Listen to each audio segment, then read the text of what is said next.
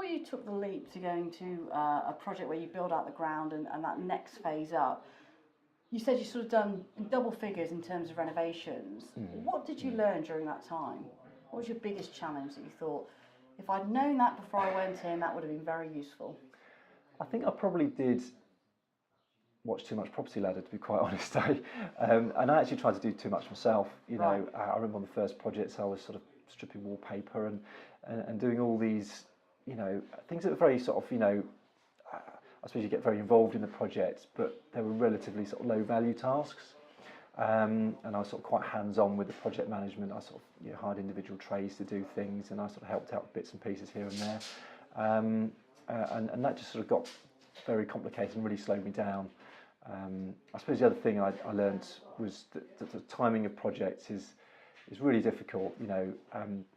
My strategy initially was that I would buy a property and then conveniently sort of 3 months before that one was going to be sold, I'd buy the next one, and then we'd sort of leapfrog properties. So I always kind of had a project on the go, and the sort of funds were sort of coming in and out in the right way, and of course it never works like that. So that was something I learned, was you can't necessarily be sure when your next property is going to sort of land, if you like.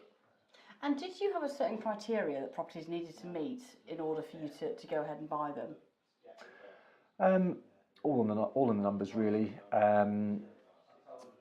Really just whether it stacked up to give me the right sort of profit. If I was describing it to estate agents at the time, it was probably, probably to put it in slightly different terms, I generally wanted to sort of do sort of at least 5 major things to a property, sort of windows, kitchen, bathroom, and a couple of other major things to kind of make it worth my while. You often got sort of showing properties that just needed a lick of paint and a new kitchen, and that was, I really needed sort of bigger, chunkier projects than that. And what kind of margin would you factor into flips? What criteria did it need to hit in terms of numbers?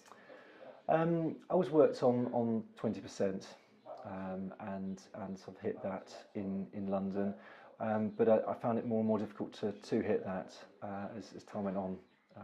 So hence the move into the development side of things. And was there a certain yield or criteria your properties that you were planning to hold had to have?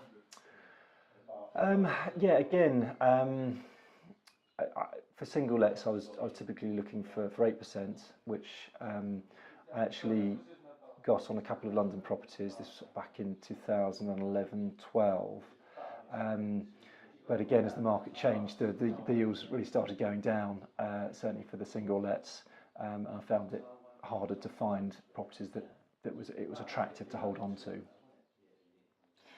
The other question I've got for you is what skills do you think that you took from your day job or your life pre-property that really helped you in property? Being organised, just lots of lists, and I think sort of just scheduling in things in and programming things in. When you're your own boss, there's not so much structure. When you're doing a day job, there's external things that can pull on your time and deadlines that are sort of set for you, and there's not so many of those when you're sort of working for yourself. So I think you have to sort of push yourself to do certain things, so that certain other things happen kind of down the line, and you're not sort of, for instance, 3 months down the line and you haven't got a property which is completed that you're then going to be able to renovate and sell on. So yeah, I think it's kind of just being disciplined about those tasks that need doing to progress to get to an end point.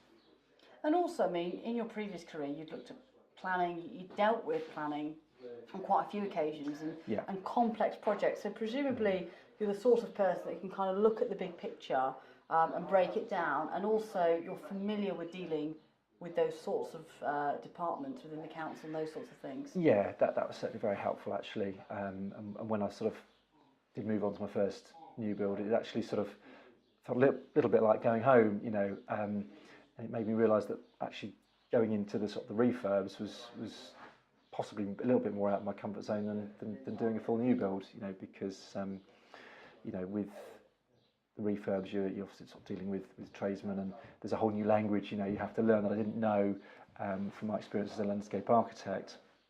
Whereas with a development, you know, you're talking to planners and architects and engineers, and I was talking the same language really.